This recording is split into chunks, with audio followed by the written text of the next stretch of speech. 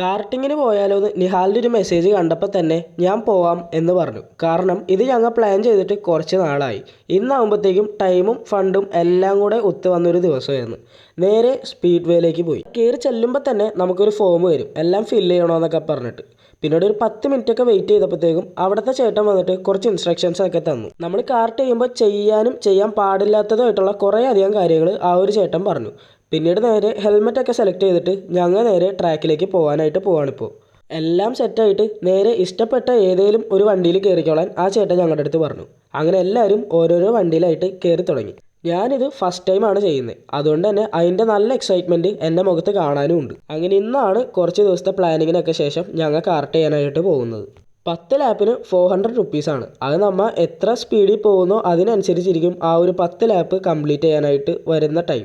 കാർട്ടിങ്ങിൻ്റെ experience അടിപൊളിയായിരുന്നു. ഇവൻ്റെ അടുത്ത് ചോദിച്ചപ്പോൾ ഇതായിരുന്നു അവൻ്റെ മറുപടി. പിന്നീട് നിഹാൽ ഒരു ഹോട്ട് വീൽ കളക്ടർ ആയതുകൊണ്ട് തന്നെ അവന് ഹോട്ട് വീൽസ് നോക്കാനായിട്ട് ഞങ്ങൾ നേരെ പോയി.